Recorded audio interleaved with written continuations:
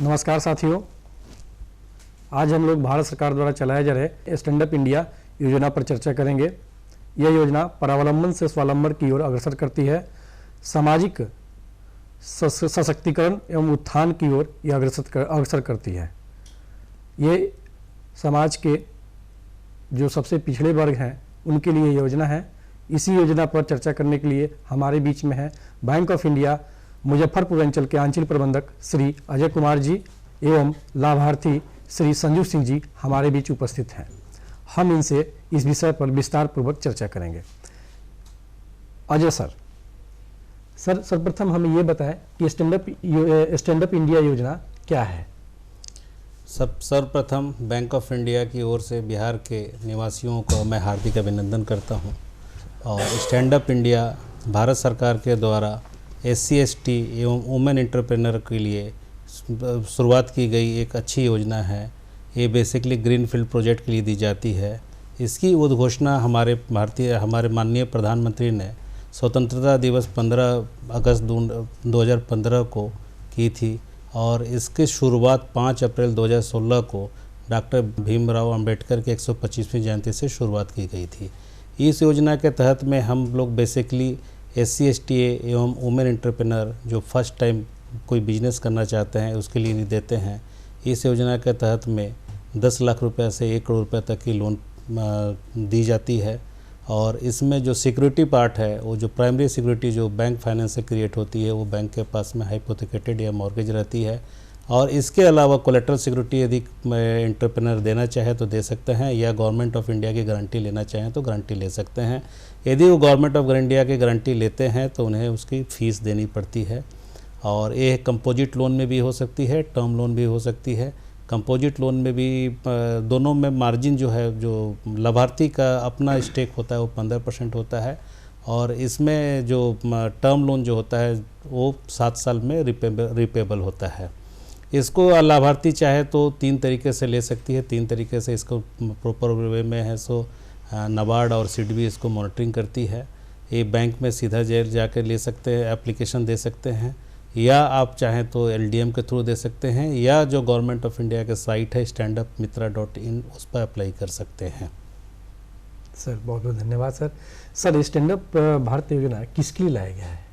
ये योजना है SC ST और वुमेन एंटरप्रेन्योर के लिए किया गया है। ये इंडिविजुअल को भी दिया जा सकता है। इंडिविजुअल आप है तो वो भी एलिजिबल है, लेकिन उसमें एक शर्त है कि उसमें जो स्टेक होगा SC ST या वुमेन का 51% एंड अबव होगा।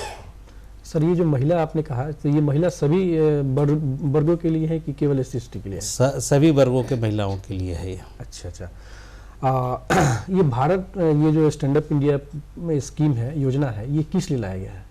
ये जो फर्स्ट टाइम रोज़गार करना चाह रहे हैं और जो गरीब तबके हैं बेसिकली, या जो SC ST हैं या महिला हैं, उनको बिजनेस में लाने के लिए, उनको मेन स्ट्रीम में लाने के लिए ये योजना शुरुआत की गई है। और इसमें उनको रोज़गार तो मिलता ही है, फर्दर वो रोज़गार भी सृजन करते हैं। अच्छा, तो रोज़गार मतलब किस प्रकार से सृजन होगा? रोज़गार सृजन जैसे ही कोई उद्योग लगाने के लिए लोन लेते हैं और उद्योग लगाते हैं तो उसमें कुछ लोगों को एम्प्लॉयमेंट भी देते हैं। पहले तो कोशिश करेंगे कि अपने से करने के लिए, लेकिन जैसे जैसे उनका व्यापार बढ़ेगा वो कुछ लोगों को रोज़गार भी देंगे। इस वजह से रोज़गार आगे बहुत लोगों को मिलता है। अच्छा, इस प्रकार की योजना से हमारे देश को क्या लाभ होगा? हमारे देश के लोगों का लाभ क्या है? पहला तो लाभ है कि मेक इन इंडिया प्रोडक्ट का प्रचार होगा। जो भी प्रोडक्ट होगा वो हमारे इंडिया में प्रोड्यूस होगा तो हमारी GDP बढ़ेगी, लोगों को रोज़गार बढ़ेगा, बेरोज़गारी कम होगी, भूखमरी कम होगी। तो सर इस योजना के तहत जो बता रहे हैं सर कि आप यहाँ पे हम लोग स्वावलंबन होंगे और अपने ऊपर निर्भर होंगे और उसी अनुरूप हम लोग काम भी करेंगे और अपने देश में ही उसका उत्पादन भी करेंगे और उसका विकास भी करेंगे और संवर्धन भी करेंगे और अपने देश में ही लगभग खपत भी करेंगे। आवश्यकता पड़ा तो हम लोग विदेशों में भी उस उत्पाद को भेजेंगे। हमारे इसमें एक और फ़ायदा होगा कि यदि हमारे कोई भी चीज़ का उत्पादन हमारे देश में ही शुरुआत होती है तो जो चीज़ हम विदेशों से मंगाते हैं उसके ऊपर में हमारी निर्भरता कम हो जाएगी और इससे हमें फॉरेन रिजर्व भी हमारा बचेगा और कैपिटल अकाउंट भी हमारा बढ़ेगा। अच्छा, आपने चर्चा किया कि फॉरेन रिजर्व इस योजना से संबंधित नहीं है, फिर भी मैं जानना चाहूँगा, थोड़ा सा इसको विस्तार से बताएं कि फॉरेन रिजर्व क्या है। बेसिकली जब हम कोई सामान खरीदते हैं तो हमें है सो जो इंटरनेशनल पेमेंट मेथड के थ्रू हमें पेमेंट करना पड़ता है, और जो कोई सामान हम बेचते हैं तो हमें है सो उसका जो इंटरनेशनल पेमेंट मेथड है उसके थ्रू हमें मिलता है। और फॉरेन रिजर्व किसी भी कंट्री के जीडीपी को, उसकी आर्थिक स्थिति को आंकने के लिए जितना अच्छा होगा, जितना ज़्यादा होगा उतना अच्छा है। अच्छा, हमारे बीच में अपने बीच में लाभार्थी हैं श्रीमती संजू सिंह जी, मैं उनसे भी कुछ प्रश्न करना चाहूँगा। महोदया, सबसे पहले ये मुझे बताएं कि यह स्कीम जो है, ये जो योजना है, इसकी जानकारी आपको कहाँ से प्राप्त हुई? जी, मैं शुरू में गारमेंट सेक्टर में जॉब कर रही थी बॉम्बे साइड में। तो वहाँ पे जब मैं रह रही थी तो सन 2015 में मैंने प्रधानमंत्री जी का संबोधन राष्ट्र के नाम पे सुना, स्वतंत्रता दिवस पे। उसमें उन्होंने इस योजना के बारे में घोषणा करी थी, जिसको कि उन्होंने सन 2016 में अप्रैल में उसका शुरू किया था। तो तब मुझे उसके बारे में जानकारी मिली कि हाँ, ये इस तरीके का कोई योजना चालू करने जा रहे हैं। तभी मैंने ये इसका विचार बना लिया कि मुझे अपना खुद का कोई उद्यम डालना है।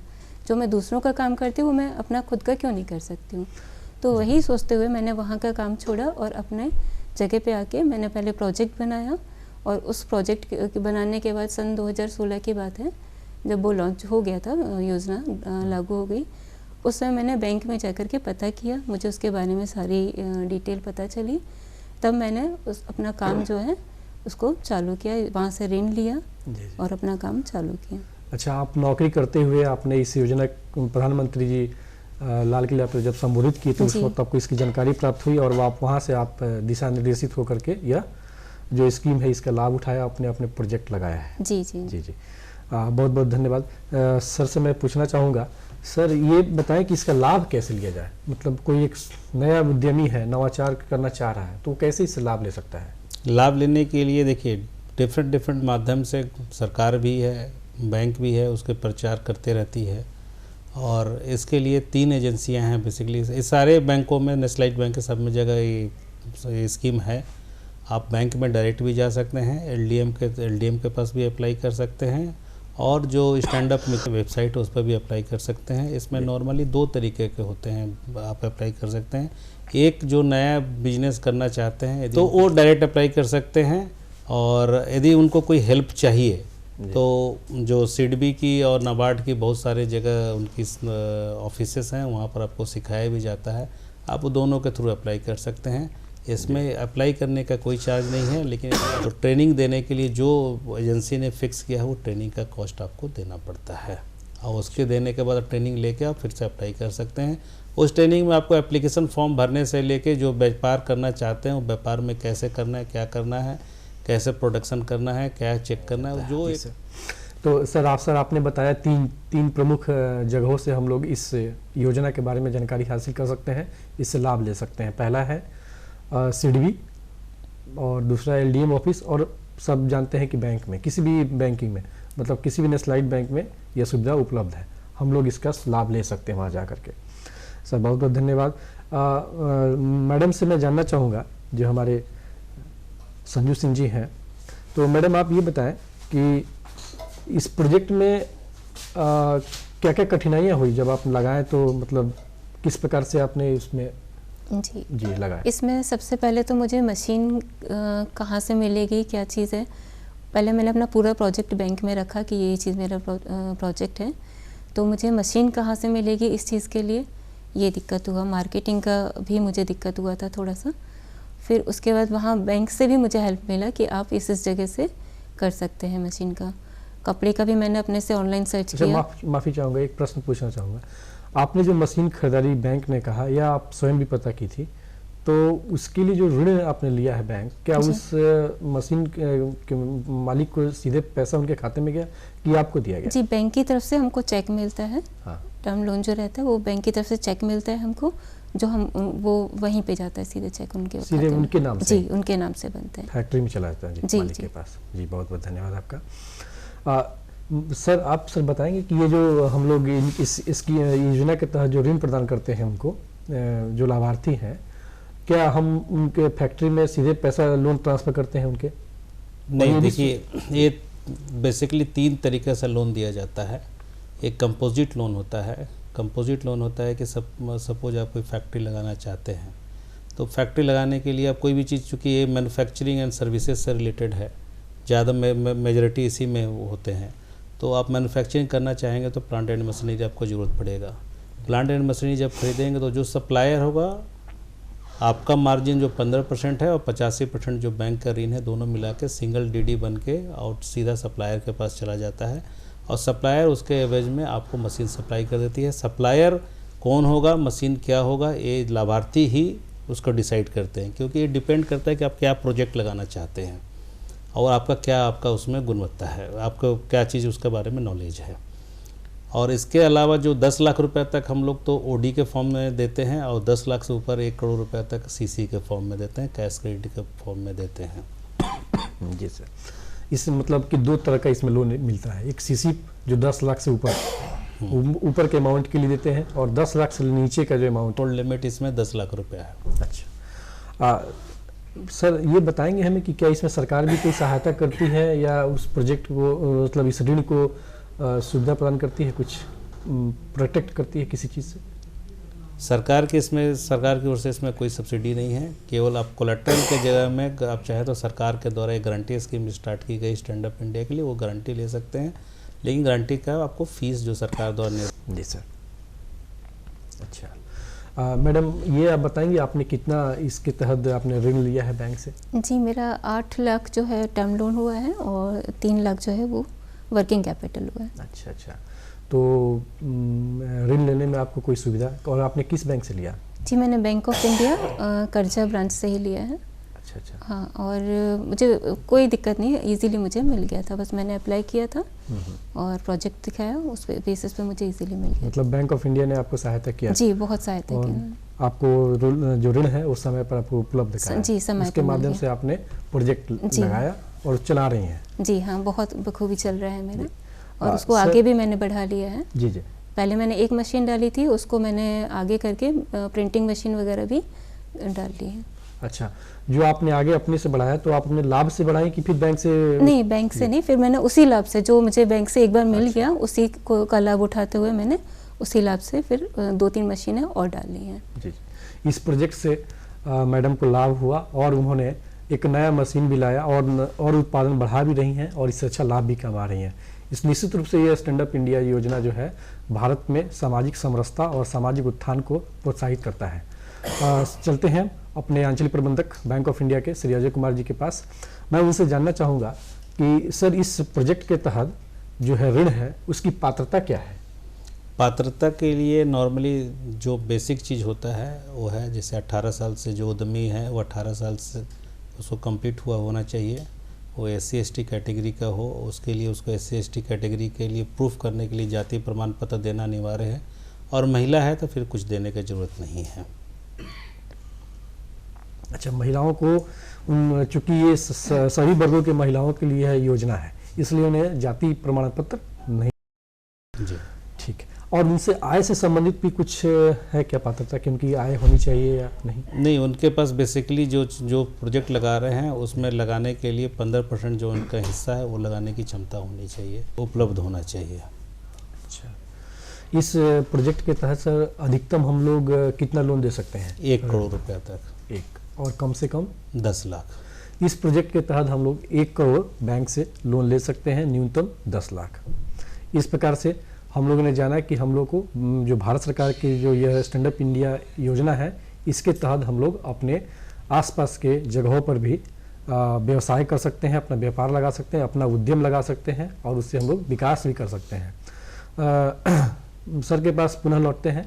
सर, जानना चाहेंगे कि सर उसके लिए जो हम ऋण अप्लाई करेंगे शाखाओं में या ब्रांचेज में, तो उसके लिए हमें क्या क्या डॉक्यूमेंट्स लगेंगे, दस्तावेज लगेंगे? बेसिक डॉक्यूमेंट है। बेसिक डॉक्यूमेंट मतलब आपका रेसिडेंट का प्रूफ होना चाहिए, आप 18 साल उम्र पहुंच चुके हैं उसका प्रूफ होना चाहिए, KYC के डॉक्यूमेंट होना चाहिए, यदि आप कोई SC/ST कैटेगरी को बिलोंग करते हैं, आप महिला उद्यमी नहीं है, तो SC/ST का डॉक्यूमेंट्री एविडेंस लगाना है, और जो प्रोजेक्ट करना चाहते हैं उस प्रोजेक्ट का आपको प्रोजेक्ट रिपोर्ट लगाना है, और जहाँ पर लगाना चाहते हैं यदि वो आपकी संपत्ति है तो उसमें इंफ्रास्ट्रक्चर क्रिएट हो गया है, या इंफ्रास्ट्रक्चर क्रिएट करने के लिए आपको लोन चाहिए। यदि आप किराए पर ले रहे हैं तो किरायानामा होना चाहिए, किरायानामा वैलिड होना चाहिए।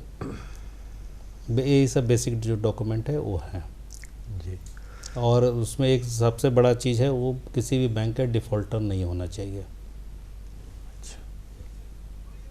बिल्कुल, वो सर ने कहा अभी कि हमें इस स्टैंड अप इंडिया योजना का लाभ लेना हो तो KYC जो बैंक के द्वारा निर्धारित है उसको लेना है, और साथ में 18 वर्ष उम्र भी होना चाहिए। तो सर हम ये जानना चाहेंगे कि ये अगर हमने कोई पहले से प्रोजेक्ट चला रखा है उसके लिए बैंक ऋण देगी क्या? नहीं, ये ग्रीन फील्ड प्रोजेक्ट के लिए ही है। ये ग्रीन फील्ड प्रोजेक्ट आपने भी कहा, ये क्या है? जो उद्यमी पहली बार कोई बिजनेस करना चाह रहा है, जो उद्यमी पहली बार बिजनेस करना चाह रहा है, तो अगर कोई उद्यमी व्यापार करता है तो वो किस प्रकार का व्यापार करेगा तो इसके तहत उसको ऋण स्वीकृत किया जा सकता है? नॉर्मली ये मैन्युफैक्चरिंग एंड सर्विसेज सेक्टर के लिए है, रिटेल ट्रेड में भी इसमें दिया जा सकता है। आपने कहा कि निर्माण करने के लिए, विनिर्माण करने के लिए ये सब है, खुदरा काम करने के लिए भी इस प्रकार से लोन हम लोग ले सकते हैं। हम लोग वापस लाभार्थी के पास चलते हैं, श्री संजू मैडम के पास। मैडम बताएं कि आपने किस प्रकार का ये जो प्रोजेक्ट है वो उसमें क्या क्या आप दिखाती हैं, मतलब क्या क्या बनाती हैं? जी, मेरा जो है वो नॉन वोवन कैरी बैग जो होता है, जैसे प्रधानमंत्री जी ने भी बैन किया है सिंगल यूज़ प्लास्टिक को, तो उस पर जो प्रतिबंध लगाया है उसकी जगह पे जो हम लोग यूज़ कर रहे हैं non woven carry bag use कर रहे हैं, जो इस तरीके का होता है। ये भी है, और जूट का बैग भी हम लोग बनाते हैं, ये सब। तो ये बायोडिग्रेडेबल है, ये जो है नॉन वोवन बैग ये बायोडिग्रेडेबल है, और हम लोग मास्क भी तैयार करते हैं। ये जो मास्क है ये मास्क भी हम लोग तैयार करते हैं। तो इस तरीके का जो बिज़नेस हम लोगों ने मशीन जो लगाई है, तो इससे इस तरीके का बैग हम लोग बनाते हैं जो मार्केट में इजीली मार्केटिंग अभी हो जा रही है इसकी। अच्छा। जो भी आप उत्पाद आपने बनाया, क्या बाजार में इसका खपत है, मांग है? जी, अभी जैसे इनका सिंगल यूज़ प्लास्टिक बंद है तो उस जगह पे इसका खपत अभी ज़्यादा बढ़ गया है, सभी जगह इसका प्रयोग किया जा रहा है। अच्छा, इसका उत्पादन हो रहा है और जी, बहुत इसका उपयोग भी किया जा रहा है। जी जी। तो निश्चित रूप से आपको इस प्रोजेक्ट के तहत जो आपने ये जूट बैग बनाया है और इससे आपको लाभ मिल रहा है, और सरकार के द्वारा भी प्लास्टिक पे बैन लगा दिया गया है, जिससे आपको और भी लाभ प्राप्त हो रहा है। जी जी। और इससे हम लोग मतलब हमारा वातावरण भी इससे स्वच्छ हो रहा है। बहुत बहुत अच्छा है। ये सरकार की इस योजना के तहत हम लोग ये लाभ ले रहे हैं। पुनः हम अपने आंचलिक प्रबंधक महोदय श्री अजय कुमार जी के पास वापस लौटते हैं। सर, ये मुझे बताएं कि ये जो लोन हम लोग अप्लाई करेंगे, क्या किसी वेबसाइट के माध्यम से भी है? इसके लिए कोई वेबसाइट है? हाँ, एक गवर्नमेंट ऑफ इंडिया की वेबसाइट है standupmitra.in, उसके थ्रू भी आप कर सकते हैं, आप डायरेक्ट भी कर सकते हैं। अच्छा, तो ये वेबसाइट पे हम लोग जाएंगे और उसको खोलेंगे जी, और उसके तहत जो जानकारियाँ जो मांगी जाएगी उसमें हम डालेंगे अपना, तो वो सीधे बैंक के पास वो भेज देंगे। हाँ, जैसे ही आप सबमिट कीजिएगा, आपका स्टेट जो चूज कीजिएगा, जो डिस्ट्रिक्ट चूज कीजिएगा, उस LDM के पास चला जाएगा, और जो यदि बैंक चूज करेंगे तो सीधा बैंक के पास भी उसकी कॉपी आ जाती है। अच्छा, तो ये इस पे जो मैं जानना चाहूँगा अपने दर्शकों के लिए कि इस योजना के अंतर्गत ब्याज दर कितने वर्षों के लिए जो लोन है, ये ऋण है, बैंक के द्वारा प्रदान की जाती है? रही बात ब्याज दर का, तो ब्याज दर है सो रिजर्व बैंक ऑफ इंडिया के बेस रेट से लिंक है। हमारे बैंक में भी है सो 11.60 है इसका, और ये जो टर्म लोन है वो 7 साल में रिपेबल है। इसके अलावा जो आपका OD है और CC है वो तो रनिंग लिमिट होती है, तो कभी भी वो ऑन डिमांड पेबल होती है। अच्छा, तो इसमें 11.60 है बैंक ऑफ इंडिया के द्वारा यह ऋण ब्याज दर ली जा रही है, और और ये अधिकतम 7 वर्षों के लिए दी जाती है। क्या इसके लिए कोई मॉनिटरिंग पीरियड भी है क्या? क्योंकि हम लोग नया प्रोजेक्ट लॉन्च कर रहे हैं। हाँ हाँ हाँ यस, क्योंकि मोनेटोरियम का मतलब ये होता है कि आप जब शुरू में स्टार्ट कर रहे हैं तो शुरू में कैश जनरेशन धीरे धीरे ही आपका पिकअप करेगा, क्योंकि नया प्रोजेक्ट है, तो इसमें 18 महीने तक का मोरेटोरियम दिया जाता है। जी मैडम बताएं कि इस जो आपने जूट बैग बनाया है जी इसकी खपत जो है, मतलब इसका जो मार्केटिंग करती हैं आप कैसे करती हैं? जी, इसमें हमारे कुछ जो है स्टाफ मार्केट में रहते हैं, मार्केट से ऑर्डर लेके आते हैं और फिर इसके बाद इनकी जो भी ऑर्डर होता है उतना हम लोग मैन्युफैक्चरिंग करवाते हैं। जी जी। अच्छा, ये आप मुझे बताएंगे कि आपको रेट ऑफ इंटरेस्ट जो है इस प्रोजेक्ट के तहत जो आपने जो बैंक ऑफ इंडिया से ऋण लिया है, आपको कितना लग रहा है? जी, इसका तो मतलब हो जाता है, मेरा रेट निकल जाता है। अभी चेंज हुआ है थोड़ा सा बीच में, क्योंकि जो प्रधानमंत्री जी का बीच में जो ये कोरोना के समय में मतलब ऋण के लिए उन लोगों ने हम लोग को रिलैक्सेशन जो दिया हुआ था, उसके बाद थोड़ा चेंज किया गया। अच्छा अच्छा। पुनः अपने आंचलिक प्रबंधक bank of India Shri Ajay Kumar ji के पास लौटते हैं हम लोग। महोदय, ये मुझे बताएंगे कि इस प्रोजेक्ट के तहत हम लोग जो रेट ऑफ इंटरेस्ट कर लेते हैं उसका क्या मतलब आधार है, बेस क्या है? देखिए, वो बेसिकली बेस रेट से लिंक है और ये है सो वेरिएबल, फिक्स्ड नहीं है, ये फ्लोटिंग है। जैसे जैसे reserve bank of India base rate change करेगी वैसे वैसे आपका ये जो rate of interest up and down होते रहेगा। जो बेस रेट है उसके ऊपर में जो सीआरपी है, जो बैंक अपना मार्जिन फिक्स करती है, वो फिक्स है। बाकी बेस रेट है सो आपका फ्लोटिंग है। बेस रेट जैसे बढ़ेगा बढ़ जाएगा, घटेगा घट जाएगा। उसके लिए आपको बैंक में कोई आवेदन देने की ज़रूरत नहीं है। जैसे ही चेंज होगा वो ऑटोमेटिकली बिना आपको मांगे हुए आपको उसकी बेनिफिट या जो भी है वो पास कर दी जाती है। जी जी सर, एक और है, इस योजना के तहत अगर कोई लाभार्थी के पास कोई आधार नहीं है, मतलब उसके पास कुछ पैसा नहीं है, कुछ भी नहीं, एकदम नया है, और उसके पास, तो क्या बैंक उसको लोन प्रदान करेगी? नहीं, ऐसे लोगों के लिए भी बैंक लोन प्रदान करती है, लेकिन चूंकि ये प्रोजेक्ट चूँकि 10 लाख से स्टार्ट होती है इसमें ऋण, तो उसके लिए वो चाहें तो मुद्रा लोन से पहले स्टार्ट कर लें, बिजनेस को स्टार्ट कर लें और उसके बाद थोड़ा अपना उसमें अर्न करके अपना कैपिटल वगैरह कर लें और फिर अकॉर्डिंगली फिर बाद में ये सब स्कीम में आ सकते हैं वो।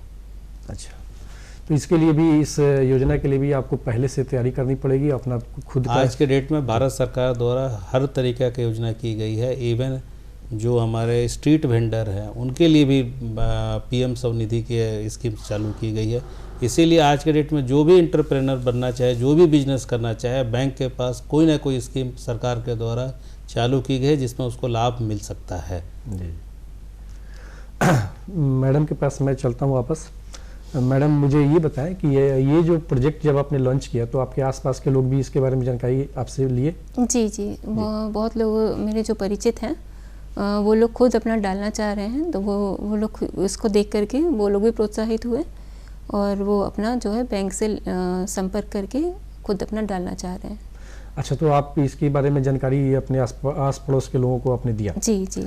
और आपसे इस प्रोजेक्ट से जुड़ने के लिए और कितने लोग जुड़े हैं इसके अलावा, आपके अलावा? जी, मेरे अलावा जो है 20 लोगों को मैंने रोजगार दिया है। 20 लोगों को? अच्छा जी, 20 लोग हैं और भी जो है मैं आगे अपना काम बढ़ा रही हूँ। एक मैं पूरा सिलाई मशीन का पूरा एक जॉब बैग डालना चाह रही हूँ, तो उसमें और भी जो महिलाएं हैं जो घर से नहीं निकल सकती हैं, तो उनको हम लोग घर में ही अपना जो मटेरियल है वो दे देते हैं और वो लोग सिल के वो पूरा स्टिच करके हम लोगों को दे देती हैं। अच्छा, मुझे ये बताएं कि शुरुआती दौर में आपने कितने लोगों के साथ खड़े होकर के इस बिजनेस को शुरू किया? जी, शुरुआती में मेरे पास 5 से 6 लोग थे।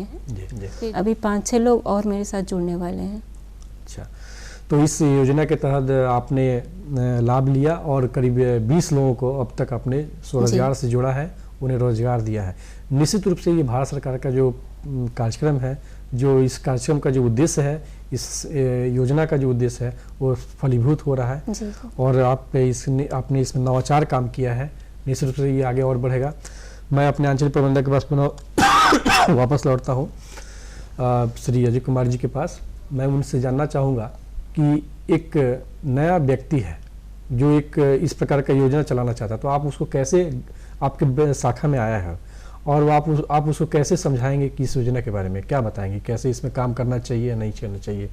उसे क्या और इस स्कीम में आता है तो हम लोग पहले उससे पूछते हैं क्या करना चाहते हैं। यदि काबिलियत है तो हम लोग डायरेक्ट उसको इंटरटेन करके लोन दे देते हैं, और नहीं है तो फिर हम लोग बोलते हैं कि आप ऐसो ऑनलाइन अप्लाई करके, और उसमें बोलिए कि आप उसमें 2 तरीक़े से अप्लाई होता है कि एक जो रेडी है काम करने के लिए, और एक है जिसको ट्रेनिंग के थ्रू काम करना है। तो उसमें करने के बाद में सिडबी या नाबार्ड जो भी एजेंसी है, जो इसकी इम्प्लीमेंटिंग एजेंसी है, वो उनको बाकायदा ट्रेनिंग देती है, और ट्रेनिंग देने के बाद जो ट्रेनिंग का सर्टिफिकेट लेके आते हैं तो फिर हम लोग उसको अप्लाई करा के और फिर लोन देते हैं। जी जी। स्टैंड अप इंडिया भारत सरकार के द्वारा चलाए जा रहे विभिन्न योजनाओं में से एक ये भी है जो भारत के जो विकास हो रहा है उसको और भी तीव्र करते जा रही है। इस स्कीम के तहत, इस योजना के तहत अपने आंचलिक प्रबंधक बैंक ऑफ इंडिया भी उपस्थित हैं, हमने बातचीत किया है। और मैडम से मैं चाहूँगा कि इस योजना का जो हमने पूरे सत्र में, इस कार्यक्रम में चर्चा किया है, और आपने सर इसके लिए जानकारी दिया। मैडम, आप इस स्टूडियो में आई और आपने प्रोजेक्ट के बारे में बताया। आपने जो नवाचार, एक उद्योग जो लगाया, उद्यम जो लगाया, उसके माध्यम से आपने जूट बैग का निर्माण किया, उत्पादन किया है, और अपने वातावरण को भी सुरक्षित रखने में अपना योगदान दे रही हैं, और आपने स्वरोजगार भी लोगों को प्रदान किया है। इसके लिए आपको बहुत बहुत धन्यवाद, और अपने बैंक ऑफ इंडिया के आंचलिक प्रबंधक श्री अजय कुमार जी का भी बहुत बहुत धन्यवाद, जो आप इसके लिए हमें समय दिए और हमारे दर्शकों को स्टैंड अप इंडिया योजना के बारे में आपने बताया।